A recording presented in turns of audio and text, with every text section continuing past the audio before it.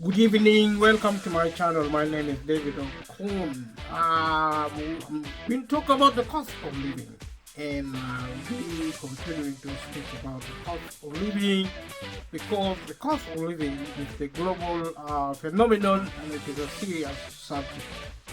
It is impoverishing people around the world. It is caused by poverty itself. It is caused because the economic system we have, capitalism, takes money, wealth away from the hands of the few, the many, and gives it to the hundred. It's a defaulted system which actually behaves in that manner, and it is government policy to intervene with public sector, provide public service to actually get people out of poverty across the globe.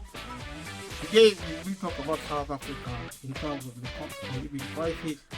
I'll be doing a review of some material on South Africa to show the potential of Africa for wealth and also the potential for wealth and also the actual achievement within the wealth economy, within growth, and how capitalism operates in South Africa. We have been going around the world.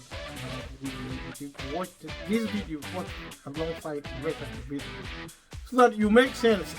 We'll be repeating some points, especially points around development and culture, and I'll be saying something resembling the fact that we have done well on the developmental front, but we have done rather poor on the cultural front. Culture means valuing humanity first. That is a simple outlook of the concept, and I believe if we change our mind to learn our culture, which we haven't learned very well over the decades of our progress, if we do that, then we will start a true process of peace building and also peace maintenance. Right now, we have wars across the globe. We have always had wars. Our development has been part of war, global conflict, and this is no less. There's so much violence in South Africa. You will associate South Africa with apartheid, which is somewhat more evil incident to provide a really horrible survey on the plight of humanity. The symptom of the world. South Africa happens to express it in the worst form, and discrimination by the minority white of South Africa against the majority of black people, black Africans, which actually show the worst of humanity, the evidencing the idea of progress, the bereft of the cultural economy. Cultural economy, like I said, paying attention to humanity. If you are a little child, if you are a young person, if you are an elderly, it is essential that you behave like a human being. Today, we are drifting more and more away from humanity. We are even valuing the environment more than people. Now, we are valuing everything else except humanity. If you don't value yourself, nobody else is going to value for you. If you're a child, you value your toys. If you are an adult, you value one thing or another, except you are alive. And you expect your life to be peaceful. That will not going to happen. We are going to see wars. There's going to be more violence and lack of peace. We are seeing wars in the Middle East now between Israel and Palestine and between Hamas. This would have not happened if Israel respected the Arabs and if the Arabs respected Israel. They do not respect each other because they don't treat each other as if they are human, because they don't understand how to value humanity. If you value somebody, you do not fight them. As simple as that. That is what I've been saying. The cost of living crisis is evidence of cultural failure, respect for people who are poor. 95% of the population of the world who work for a living actually insisted that these are actually poor people. Incidentally, most poor people do not realize they are poor because of the credit system, because sometimes they are well paid, sometimes they get what they want or even what they need. But when crisis strike in the government is absent, then a lot of people begin to realize the vanity of their possessions, which can be actually lost in an instant. And this is not often the case with multimillionaires and multimillionaires. I think repeating this point. Subscribe to my channel if you haven't subscribed. And thank you everybody who have been subscribed and support this channel. And also, if you watch this video, share with family and friends. And we'll be talking about South Africa, link it with the cost of living crisis, like I said. So we are going to do a review of South Africa, of a material consistent with what Africa looks like. Also, providing an understanding that Africa is a normal country, and the cost of living in Africa, such as elsewhere, should not have happened if there was justice, there was economic and social justice, and this economic injustice and social injustice happened because of our poor understanding of human culture. If we did, we would have prioritized humanity, which we would have valued power, wealth, and all the other systems. And let us look at South Africa. South Africa, in terms of location in the globe, is 30 degrees south, also 25 degrees east. That's how to read coordinates to locate where the country or area lies within the global position. So there are different names to name South Africa. 10 actually. There's a flag like any other country. So there's a normal country. There's coat of arms. You have mottos. Unity is in diversity. You have national anthem. And the capital of South Africa is actually in Pretoria.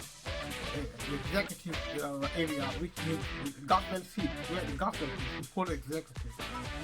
And Cape Town is actually the legislative capital. So legislative means parliament.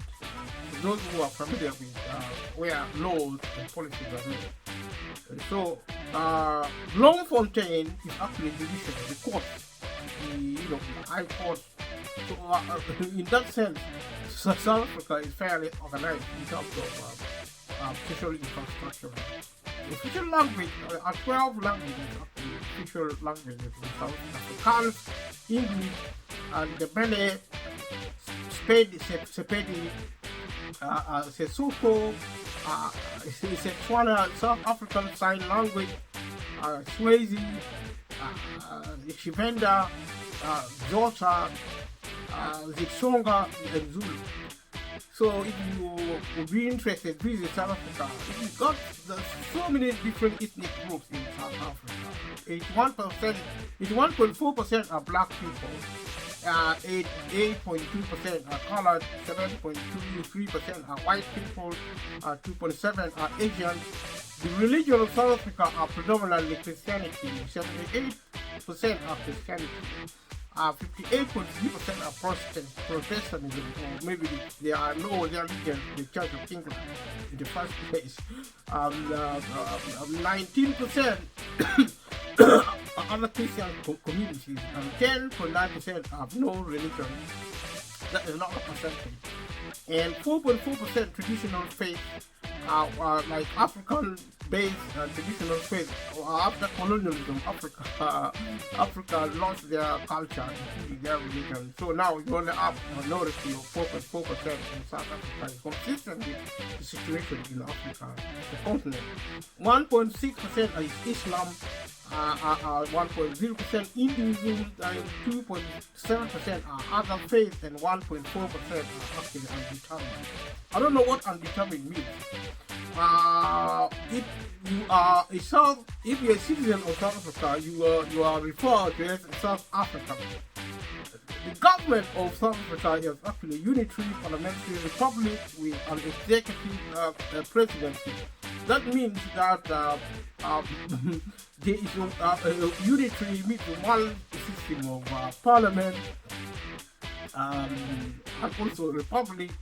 The republic means there is no royal family or monarchy in its classical meaning. There is no monarchy actually. Independent is like a civil system with an executive. Executive means government. Executive presidency, which means the president is actually head of state and also head of government. The president of South Africa is Cyril Ramaphosa, that's his name, and the deputy president, which is actually vice, is known as Paul Mashatile. So the chairman of the National Council is Amos Masondo, is bicameral in parliamentary terms. So the upper house is actually the National Council. Its chairman is actually Amos, chairperson is also speak is Amos Masondo. The Speaker of the National Assembly, which is the lower camera part of Parliament, is actually Nosiviwe Mapisa Nkakula, something like that. If you comment below if you know anything about South Africa. The Chief Justice, which is the judicial officer, is Raymond Zondo. The legislature is composed, like I said, the parliament is composed of the upper house, National Council, and the lower house, which is actually the National Assembly. South Africa obtained its independence from the United Kingdom.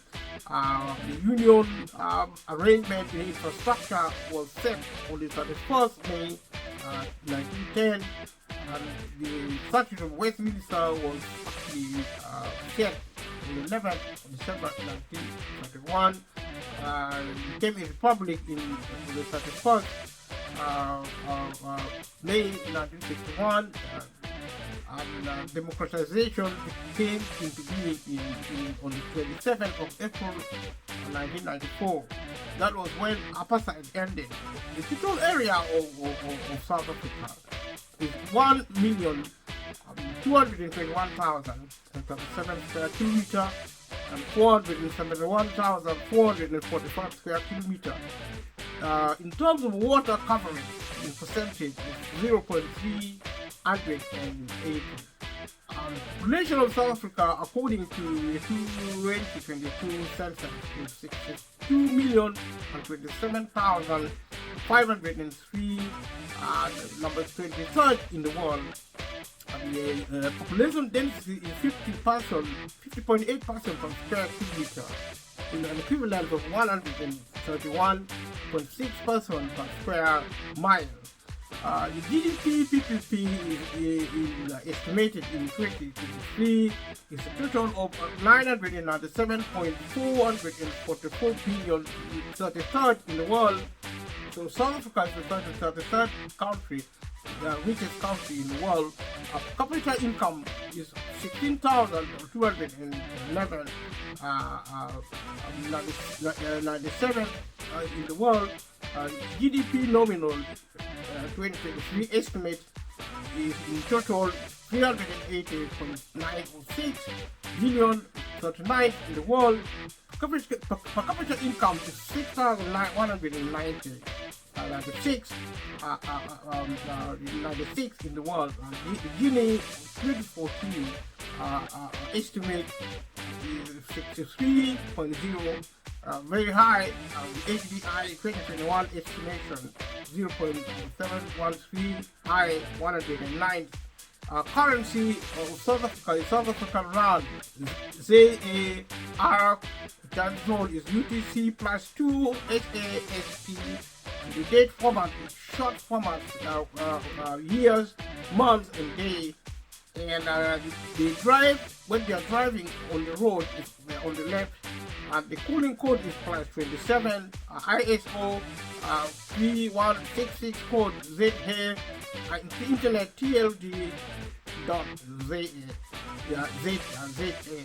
So these are essentials of South Africa. South Africa officially is the Republic of South Africa, is the southernmost country in Africa. It is bounded to the south by 2,798 kilometers, 1,739 miles of coastline that stretches along the South Atlantic and Indian Ocean, to the north by the neighboring countries of Namibia, Botswana, and Zimbabwe, and to the east and northeast by Mozambique and Eswatini. This is how South Africa look like by description. It also completely enclaves the country of Lesotho. It is the southernmost country on the mainland of the old world and the second most populous country located entirely south of the equator after Tanzania. South Africa is a biodiversity hotspot with unique biomes, plants, and animal life. With over 62 million people, the country is the world's 23rd most populous nation and covers an area of 1,221,7 square kilometers and 471,445 square miles. Pretoria is the administrative capital, while Cape Town is the seat of parliament, the legislative capital, like I said up there. Bloemfontein has traditionally been regarded as the traditional capital. The largest city, the site of highest court of the highest court is Johannesburg. About 80% of the population are Black South Africans. The remaining population consists of Africa's largest communities of European, white South African, Asian, Indian South African, and Chinese South African, and multicultural colored South African ancestry. South Africa is a multi-ethnical society encompassing a wide variety of cultures and languages and religions. South Africa is a multi-ethnical society encompassing a wide variety of cultures, languages, and religions. Its pluralistic makeup is reflected in the Constitution's recognition of 12 official languages, the fourth highest number in the world. In terms of multiculturalism, South Africa is the fourth highest composition of the fourth highest composition in the world, according to the 2021 census. The two most spoken first languages are Zulu, 22.7%, and Xhosa, 16.0%. The next two are of European origin: Afrikaans, 13.5%, developed from Dutch, and served as the first language of most colored and white South Africans. English, 9.6%, reflects the legacy of British colonialism and is commonly used in the public and commercial life. The country has never had a coup d'etat, and regular elections have been held for almost a century. However, the vast majority of Black South Africans were not enfranchised until 1994, meaning election in the normal sense of the word, people being registered to vote freely, was non-existent in South Africa until the 1994 arrangements. During the 20th century, the black majority sought to claim more rights from the dominant white minority, which played a large role in the country's recent history and politics. Talking about apartheid and the suppression of the white majority, the National Party imposed apartheid in 1948, institutionalizing previous racial segregation. So racism in South Africa became institutionalized in a feat known as apartheid, something everybody in normal age would be familiar with. And if you watch this video, watch it with the rest of the video, because there are actually demonstrated consistently why our cultural failure is causing incidences like apartheid. Apartheid, like the cost of living crisis, are evidence of humanitarian failure produced mainly by cultural failure. Cultural failure being incapacitated to value humanity, including ourselves as individuals. We value probably money more than even our own life, which is actually totally ridiculous. And this can change by changing the way we think and paying attention to culture, paying attention to humanity, valuing it more even than wealth, power, or any other thing. Such as is occurring now in the developmental front, technology, science, everything else except humanity. That produced apartheid. The white minority ruling South Africa, who are actually barbarians by any standards, were actually valuing power and slavery and oppression more than human life. This may sound simple or even simplistic. It is simple, but it is profoundly important.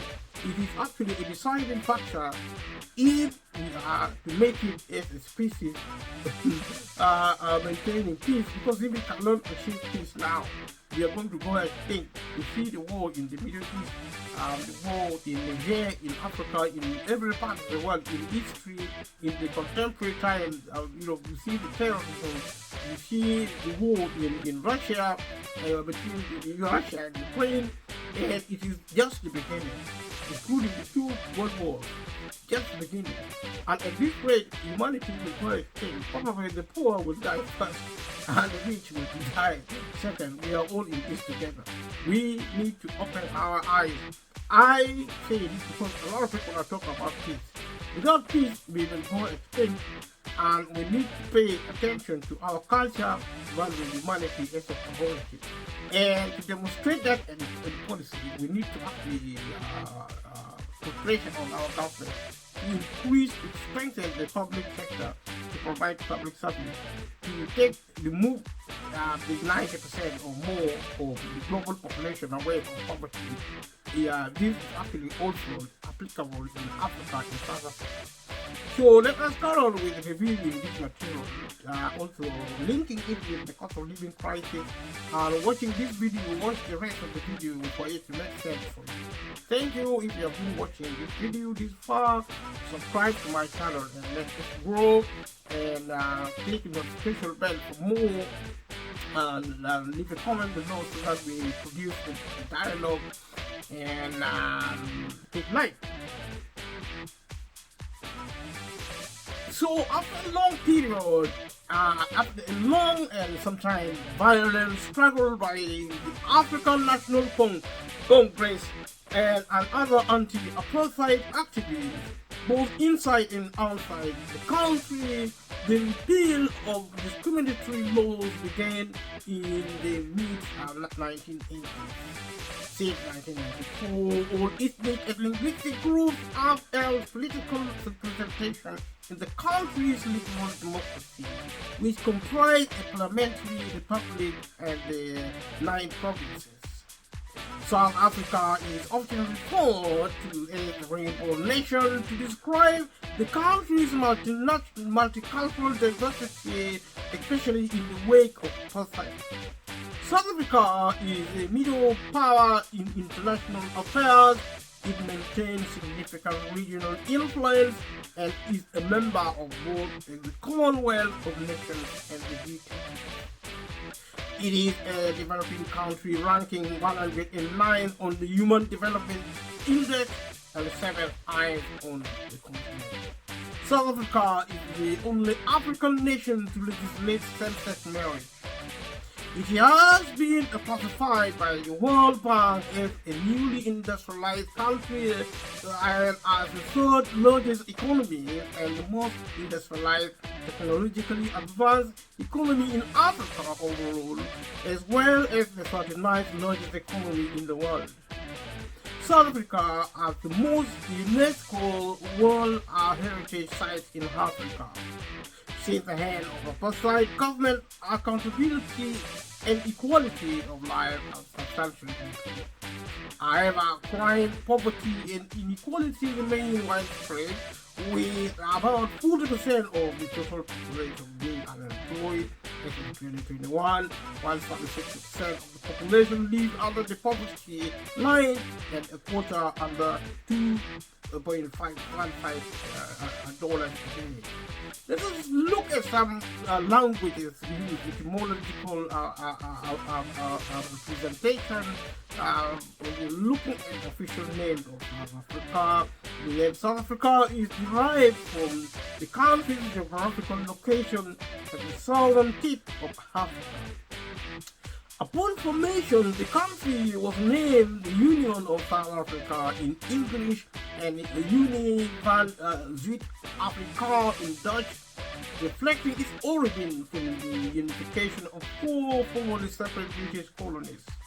Since 1961, the long formal name in English has been the Republic of South Africa and Republic van Zuid-Afrika in Afrikaans. Since 1994, the country has been an official name and has had an official name in each of its 12 official languages. Mzansi derived from the Xhosa noun Umzansi, meaning south, is a colloquial name for South Africa, while some Pan-Africanist political parties prefer the term Azania.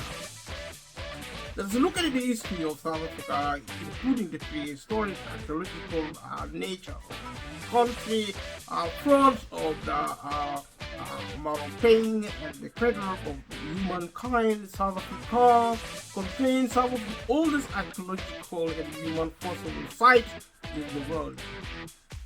Archaeologists have recovered extensive fossil remains from a series of caves in Gauteng province.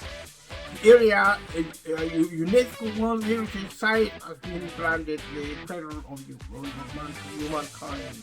Now, if you watch the rest of my video, you will find that I have stated that East Africa, indeed Africa, has been referred to as the cradle of humanity, meaning the first modern human was discovered in Africa, meaning every other inhabitant of the world has been coming as actually originated in Africa, making Africa actually the motherland of every humanity in all the continents.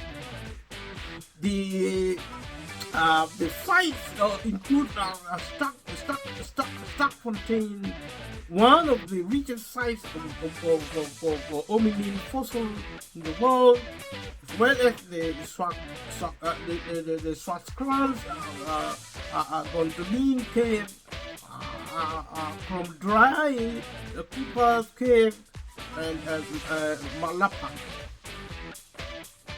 Raymond Jack identified the first hominin fossil discovered in Africa, the tongue child found near a tongue in 1954. Other hominin remains come from the site of the Makapansgat in Limpopo province, Cornelia and Flourishbad in Free State province, Border Cave in KwaZulu-Natal province, Classes River Cave in Eastern Cape province, and Pinnacle Point, Elands Fontaine, and Kelder's Cave in Western Cape province. These finds that various hominid species existed in South Africa from about 3 million years ago, starting with Australopithecus, Africanus, followed by Australopithecus, Zediba, Homo augusta, Homo erectus, Homo rhodesiensis, Homo helmai, and Homo naledi, and modern humans, Homo sapiens. Modern humans have inhabited South Africa for at least 170,000 years. Various researchers have located pebble tools within the Vaal River Valley. This is the history of human origins of South Africa. So we're looking at Bantu expansion, the Bantu people that are said in the other video as the main groups. I would presume across Africa, but mainly East and South Africa. And say Mapunguwe Hill, the site of the former capital of the kingdom of Mapunguwe. Settlements of Bantu speaking people who are using agriculturists and herdsmen were present south of the Limpopo River, now northern border with Botswana in Zimbabwe by the 4th and the 5th century. They displaced, conquered, and absorbed the origin Khoisan, Khoikhoi, and the San people. The Bantu slowly moved south. The earliest ironwork in the modern day KwaZulu-Natal province are believed to date from around 1050. The southernmost group was the Xhosa people whose language incorporated certain linguistic traits from the earlier Khoisan people. The Xhosa reached the Great Fish River in today's Eastern Cape province. As they migrated, this larger Iron Age population displaced or assimilated earlier people. In Mpumalanga province, several stone circles have been found along with a stone arrangement that has been named Adam's Calendar, and the ruins are thought to be created by the Bakone of Northern Sohoto people. We're going to look at the Portuguese exploration, discoveries, and the Portuguese explorer Bartolomeu Dias planting the coast at Cape Point after being the first to successfully round the Cape Good Hope. In 1487, Portuguese explorer Bartolomeu Dias made the first European voyage to land in South Africa. On the 4th December, he landed at Walvis Bay, now known as the Walvis Bay in present-day Namibia. This was south of the furthest point reached in 1485 by his predecessor, the Portuguese navigator Diogo Cao, Cape Cross, north of the bay. Dias continued down the western coast of southern Africa. After 8th January 1488, prevented by storms from proceeding along the coast, he sailed out of sight of land and passed the southernmost point of Africa without seeing it. He reached as far up the eastern coast of Africa as what he called Rio do Infante, probably the present-day Groot River, in May 1488. On his return, he saw the cape, which he named Cabo das Tormentas, Cape of Storms. King John II renamed the point, Cabo, the Boer, Esperanza, or Cape of Good Hope, is related to the riches, to the riches of the East Indies. Their speed of navigation was immortalized in Louis the Camorra's 1572 epic poem is Lusíadas. Look at that colonization, the Dutch Cape Colony and Boer republics. Charles Davidson Bell's 19th century painting of Jan van Riebeeck, who founded the first European settlement in South Africa, arrived in Table Bay in 1650. This is now the beginning of colonizing South Africa. It's part of the process of Europeans colonizing Africa. By the early 17th century, Portugal's maritime power was starting to decline, and English and Dutch merchants competed to oust Portugal from its lucrative monopoly of the spice trade.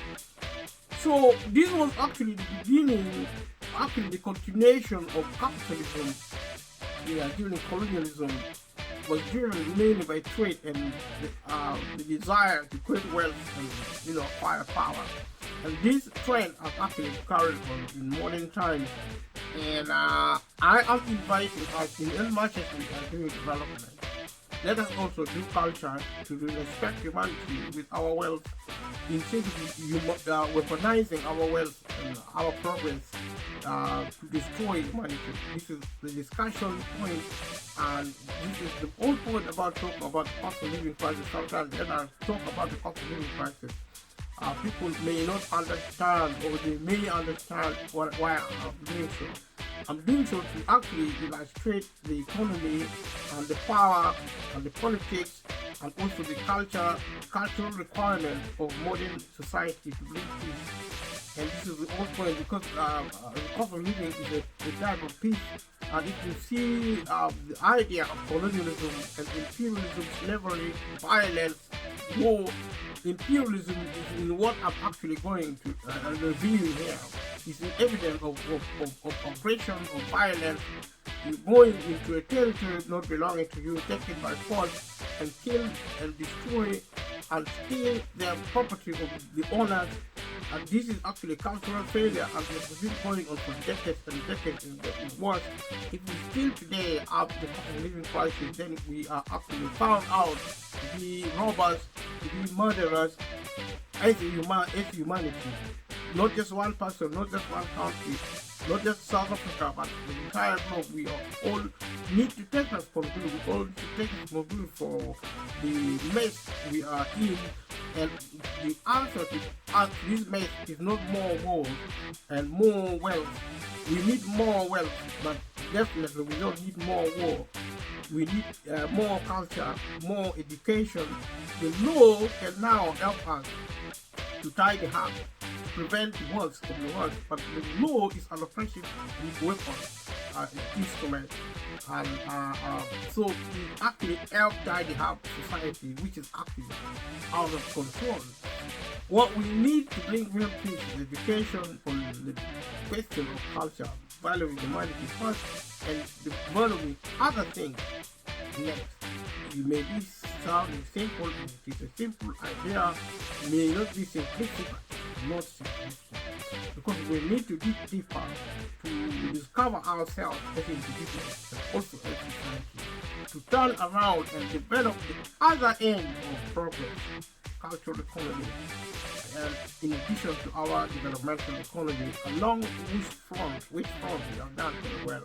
We have done very well on development capitalism, the good engine to development, creating wealth. But wealth without culture is a weapon, lethal weapon, which we see now.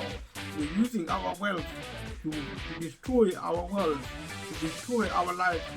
So we need wealth, yes, but we need culture more than wealth. so that we can use wealth for peaceful purposes. This is the whole point about this program, and I'll be using different mechanisms to illustrate the same point over again. Please introduce, subscribe to this channel, support it, watch the video, share the video with family and friends, and leave a comment below. Let me know what you think. So we talk about South Africa today. Watch this video alongside the questions because they are very similar but different in terms of looking at different context of economy, economic policy, politics, power, and also culture, and linking all this with the current cost of living enterprises. I'm using the cost of living enterprises to actually discuss a wider topic, including politics, including society, culture, the environment, technology, engineering, and all these other factors are actually factors of development in our progress journey. But also inviting us to look at the other side, the humanitarian side, which is referred to as cultural quality, valuing humanity, to actually open that gate, peaceful dispensation, peaceful relations, to use our development for our prosperity as well as for our destruction and potential extension. Say this over. We say it. Look at South Africa and do a review of this issue and link it to all the other issues. Thank you for being part of this process, and you obviously contribute to the channel. The representative of British East India, a company sporadically called the Cape in search of provisions as early as 1601, but later came to favor Ascension Island and St. Helena as alternative port of refuge. Dutch interest was aroused after 1647 when key employees of the Dutch East India Company were shipwrecked at the Cape for several months. The sailors were able to survive by obtaining fresh water and meat from the natives. As they also sowed vegetables in the fertile soil. Upon their return to Holland, they reported favorably on the Cape's potential as a warehouse and garden for provisions to stop passing ships for long periods. In 1652, a century and a half after the discovery of the Cape sea route, Jan van Riebeeck established a victualling station at the Cape of Good Hope at what would become the Cape Town on behalf of the Dutch East India Company. In time, the Cape became home to a large population of Rigidan, also known as Ridgeburgers, or free citizens, former company employees who stayed in Dutch territories overseas after serving their contracts. So they moved in and actually decided to stay, not to return back. They liked the place. Dutch traders also brought thousands of enslaved people to the fledgling colony from Indonesia, Madagascar, and parts of Eastern Africa. Slavery is actually a form of barbarism. A total incompetence in terms of cultural awareness. That is precisely what I'm trying to say. Some of the earliest mixed race communities in the country were formed between rich burghers, enslaved people, and indigenous peoples. This led to the development of a new ethnic group, the Cape Coloureds, most of whom adopted the Dutch language and the Christian faith. The eastward expansion of Dutch colonies ushered in a series of wars with the southwesterly migrating Xhosa tribe known as the Xhosa Wars, as both sides competed for the pasture land near the Great Fish River, which the colonialists desired for grazing cattle. Rich burghers who became independent farmers on the frontier were known as Boers, with some adopting semi-nomadic lifestyles being denoted as trade Boers. The Boers formed loose militias, which they termed commandos, and forged alliances with the Khoisan peoples and repelled the Xhosa raids. Both sides launched bloody but inconclusive offensives, and sporadic violence, often accompanied by livestock theft, remained common for several decades. British colonization and the Great Threat the invasion of the Cape Colony, Great Threat, British Bechuanaland, and colony of Natal. Great Britain occupied Cape Town between 1795 and 1803 to prevent it from falling under the control of the French First Republic, which had invaded the Low Countries. After briefly returning to Dutch rule under the Batavian Republic in 1803, the Cape was occupied again by the British in 1806. Following the end of the Napoleonic Wars, it was formally ceded to Great Britain and became an integral part of the British Empire. British immigration to South Africa began around 1818, subsequently culminating in the arrival of the 1820 settlers. The new colonialists were introduced to settle for a variety of reasons, namely to increase the size of the European workforce, to bolster frontier regions against the Xhosa incursion. We look at certain depictions of a Zulu attack on a Boer camp in February 1848. In the first 2 decades of the 19th century, the Zulu people grew in power and expanded their territory under their leader, Shaka.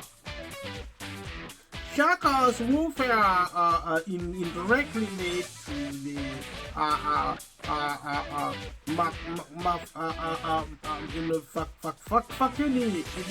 the Mafakeni crushing, in other words, in which 1 or 2 million people were killed, and the inland plateau was devastated and depopulated in the early 1820s. We talk about extreme form of violence by the Europeans in Africa, in South Africa, as not seen before in many occasions, and the type of violence which is a true depiction of the people bereft of any sense of morality, of any sense of humanity.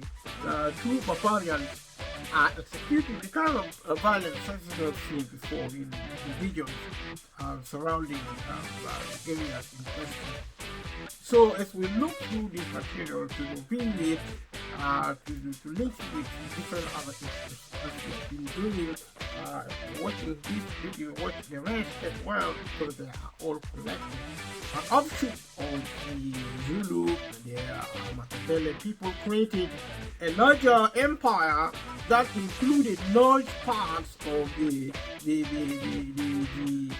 Eiffels under their king Mizikazi. During the early 19th century, many Dutch settlers departed from the Cape Colony where they had been subjected to British control in a series of migrant groups who came to be known as the woodpeckers, meaning pathfinders or pioneers. They migrated to the future Natal, Free State, and Transvaal regions. The Boers founded the Boer republics, the South African Republic, the Natal Republic, and the Orange Free State.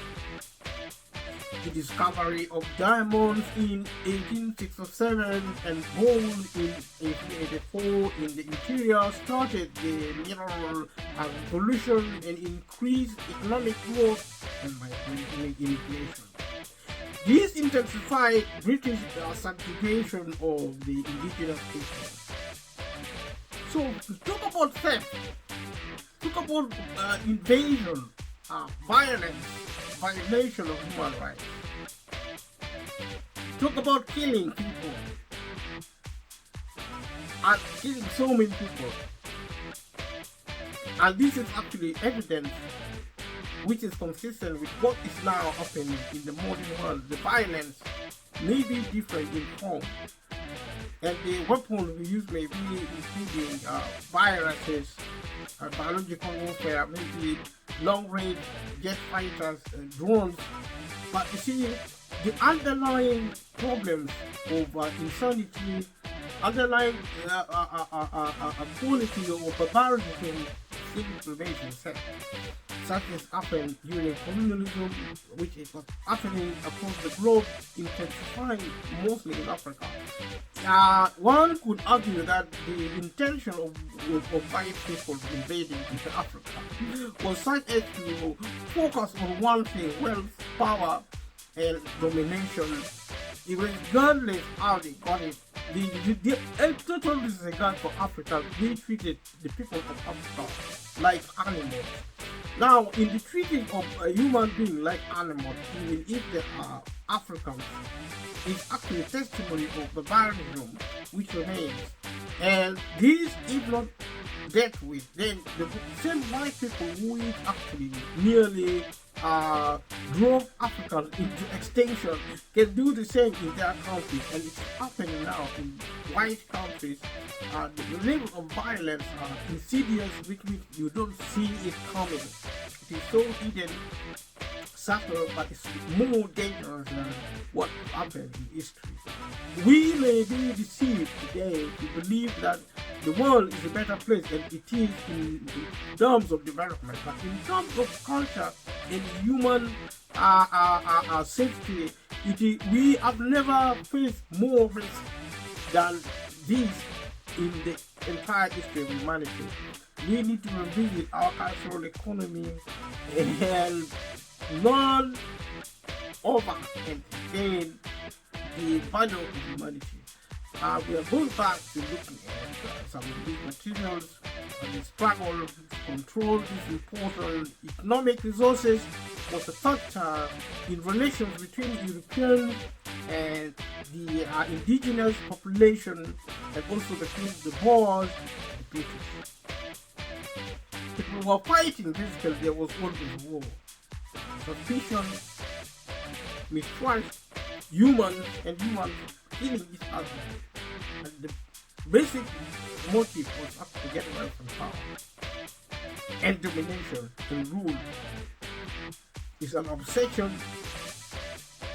which is futile, which has actually destroyed the world. It's something today destroyed the world. We have achieved so much in development, and we're using the product of our development as weapons of mass destruction, including viruses, including nuclear weapons, and all the rest of it. This is the case, given we less and less are being less and less educated countries, valuing, losing sight of the value, the true value of life, humanity. Looking at a map of in 1876, on the 16th of May 1876, President Thomas Francois Burgers from the South African Republic declared war against the Pedi people. King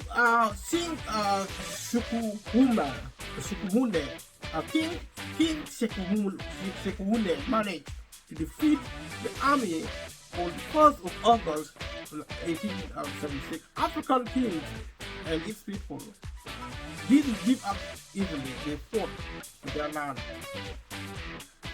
but they were weak because they were less violent and they had less wealth, they had less power, less weapons, so they were defeated in the end.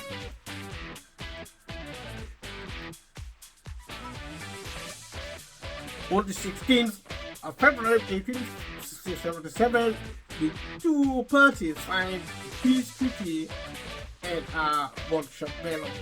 These treaties were signed over and again, but because people were depressed, they were so dishonest and so backward. As today, there was no trust, and most of these treaties were actually untrue. They were product of the Soviets, and they never lasted.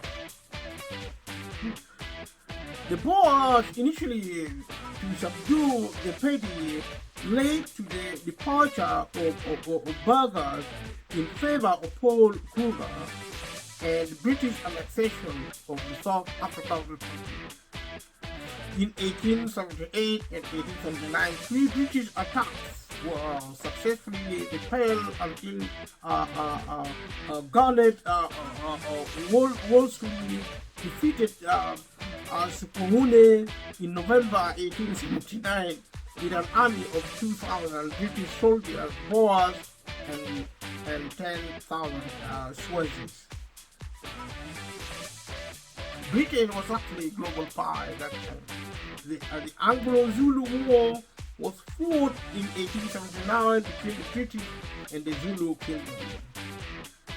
Following Lord Canaveral's successful introduction of federation in Canada, it was thought that similar political efforts coupled with military campaigns might succeed with the African Kingdom, tribal areas, and Boer Republic in South Africa. All sorts of evil schemes were applied to win allies and enemies, and that these enterprises, politics, and lies and deceit and deception, and craftiness remains today globally, including in South Africa and the rest of the world.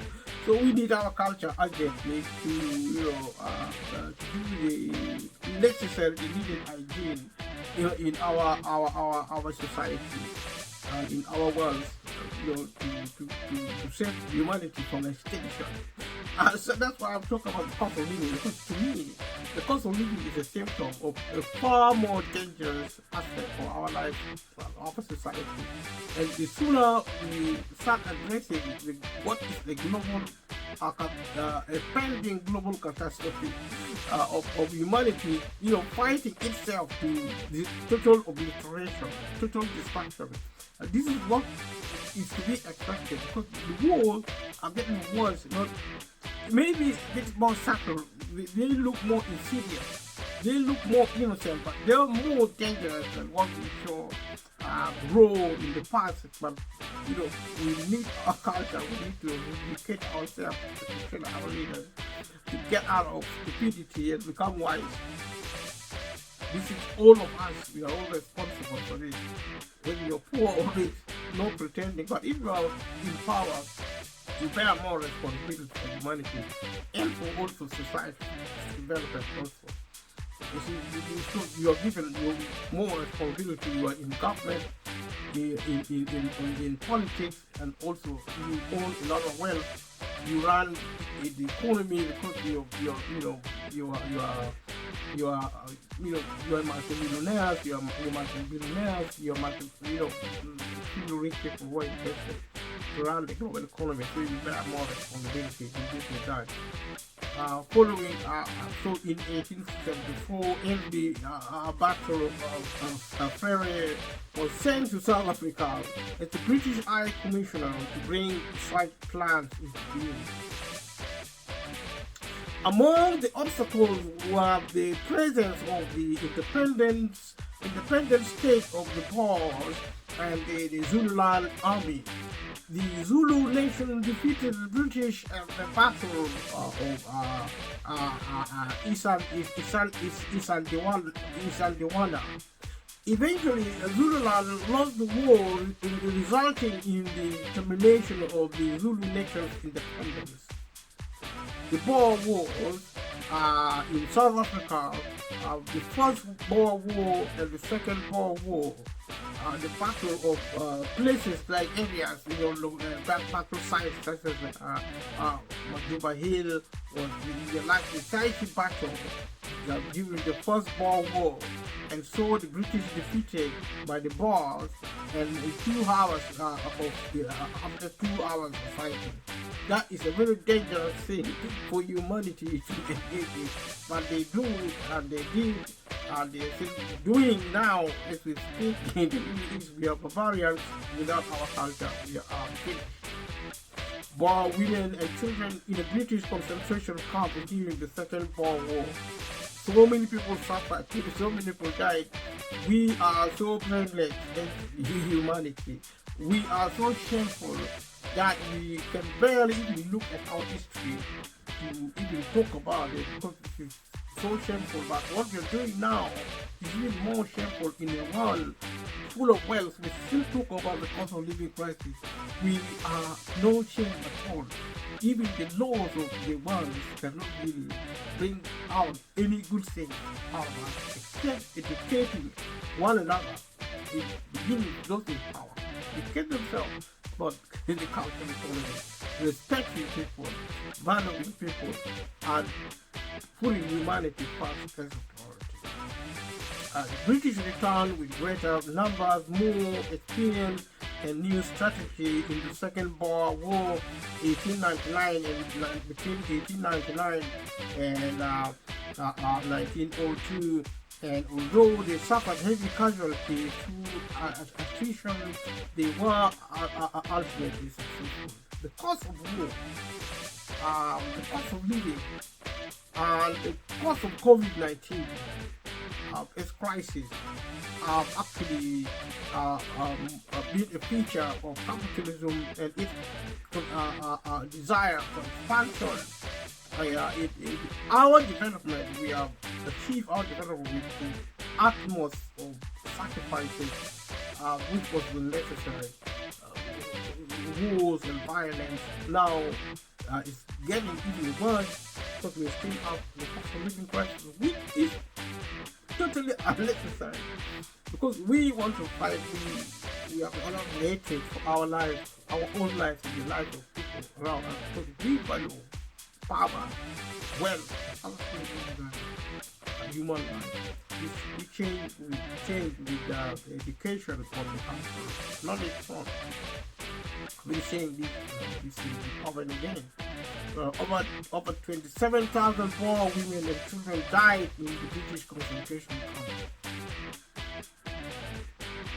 Talk about people, not statistics. South Africa's urban population grew rapidly from the end of the 19th century onward.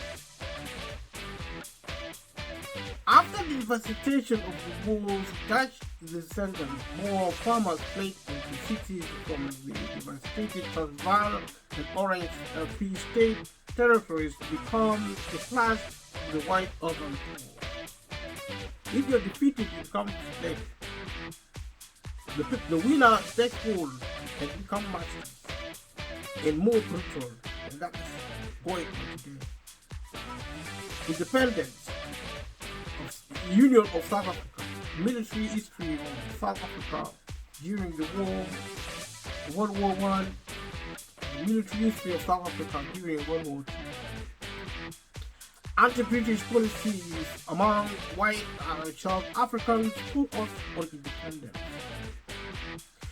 During the Dutch and British colonial years, racial segregation was mostly informal, though some legislation was enacted to control the settlement and movement of indigenous people, including the Native Location Act of 1879 and the system of past laws.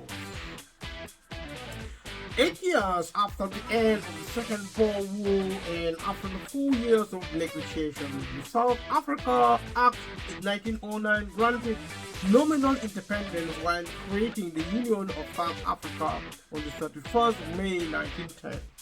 The Union was a dominion that included the former territories of the Cape, Transvaal and Natal colonies as well as the Orange Free State Republic. The Native Land Act of 1913 severely restricted the ownership of land by blacks. At that stage, they controlled only 7% of the country. You're talking about over 80% of the population only controlling 7% of the wealth. This is happening now under capitalism. Black people were incidental enemies of the state of capitalism, but capitalism became the worst of evil as an enterprise before without actually learning of cultural economy and its applicability, the value of humanity, of wealth and power, etc. etc. So, the amount of land reserved for indigenous peoples was later marginally increased. In 1931, the Union became fully sovereign from the United Kingdom with the passage of the Statute of Westminster, which abolished the large powers of the Parliament of the United Kingdom to legislate in the country, to legislate on the country. Only 3 other African countries, Liberia, Ethiopia, and Egypt, had been independent prior to that point. In 1934, the South African Party and the National Party merged to form the United Party, seeking reconciliation between Afrikaners and English-speaking whites. In 1939, the party split over the entry of the Union into World War II as an ally of the United Kingdom, a move which the National Party followers strongly opposed.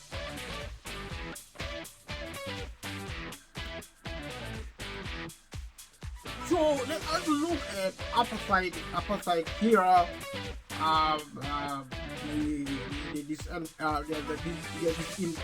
disinvestment from South Africa.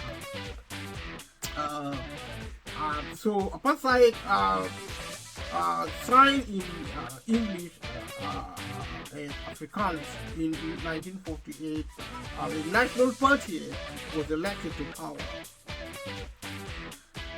It strengthened the racial segregation begun under Dutch and British colonial rule. Taking Canada's Indian Act as a framework, the nationalist government classified all peoples into 3 races: whites, blacks, Indians, and colored people are people of mixed race, and developed rights and limitations for each. The white minority, less than 10%, controlled the vastly larger black majority. The legally institutionalized segregation became known as apartheid. While whites enjoyed the highest standards of living in all of Africa, comparable to first World War Western nations, the black majority remained disadvantaged by almost every standard, including income, education, housing, and life expectancy. You see, today, under the current capitalism, I've been talking about the cost of living crisis. The cost of living crisis is caused by capitalism, which operated in the apartheid South Africa. The driver of apartheid in South Africa was actually the system of capitalism, which concentrates wealth in the hands of the ruling class and take everything away from slaves. It's an evil system, bereft of any cultural economic enlightenment. So to address this calamity of society, we need to revisit our culture and learn them, especially if you're in power, if you're a capitalist, especially, and use the public sector and public service to get people out of the majority of the population out of poverty, which is happening now under capitalism, which is an evil system, because it is actually conducted under the evil individuals who do not understand cultural economy. Cultural economy is valuable in humanity as a priority. I've been saying this and I'll be saying this over and again. You can comment below and let me know what you think. Subscribe to this channel if you haven't subscribed. And if you comment below, let me know what you think. Talk about South Africa, we are reviewing literature material and to illustrate the incident of political crisis and also identifying the fundamental cause of capitalism. So I say the Freedom Charter adopted in 1955 by the Congress Alliance demanded a non-racial society and an end to discrimination. On the 31st May 1961, the country became a republic following a referendum only open to white voters, which narrowly passed. The British dominated Natal province largely voted against the proposal. Elizabeth II lost the title Queen of South Africa, and the last Governor General, Charles Robert Swart, became the state president. As a concession to the Westminster system, the appointment of the president remained an appointment by Parliament and was virtually powerless until P.W. Botha's Constitution Act of 1983, which eliminated the office of Prime Minister and instated a unique, strong presidency responsible to Parliament. You could argue that apartheid South Africa was actually an extension of Britain. And if Britain can orchestrate such level of evil in South Africa and Africa, it can also do it in Britain and across the globe. Since Britain is a leading power in the global economic relationship. Doing anything, including globalization, without understanding the value of humanity under the cultural economic requirements is going to be counterproductive, especially the stronger we become, the more developed we are. Everything we produce is going to be weaponized to actually produce conditions providing ultimate extinction of humanity. Despite the position to apartheid both within and outside the country, the government legislated for the continuation of apartheid. Because you see, the people who orchestrated apartheid gained in terms of power, wealth, and prominence. That's the characteristical element found in other countries everywhere, including there's apartheid today. Across the globe, not just in one country, it's still continuing in South Africa, by black people providing something similar to other apartheid against fellow blacks. Those in power are turned into slaves. White and black Africans who are in power now in South Africa that themselves in the masters, oppressing black Africans, including, if possible, white South Africans, who would, I mean, the moment you are out of power, whether black or white, the same, you're going to suffer as a slave, unless we stop and begin to develop the cultural economic component. Well, if we learn, we will value humanity. It's a priority. Our people teaching this and until we learn it. Because I believe that is the only hope for humanity. Otherwise, we are in serious trouble. People still see now in a world full of wealth, of the living crisis happening. And thank you if you have been watching this far. We are about to finish this video looking at South Africa, looking at the incidents of apartheid. Security forces cracked down on internal dissent and violence became widespread with anti-apartheid organizations such as the African National Congress, ANC, and the Azanian People's Organization and the Pan-Africanist Congress carrying out guerrilla warfare and urban sabotage. Made matters worse, the Sri Rival Resistance Movement also engaged in occasional interfactional clashes as the advocate for domestic influence. More of the same, because if you are actually resisting oppression and you are not really fully educated culturally, then you end up in a situation where you make matters worse. You begin to behave even worse than your oppressor. And whether you are a slave or a master, every humanity is subject to learning cultural economy, which is actually valuing humanity. You value somebody, you protect it, you respect it, you treasure it, which is not now happening. You value power, wealth, and glory more than humanity. And this is imbalance of valuation. The cause of the communist crisis is the symptom of society breaking apart on the brain. Thank you for watching this far.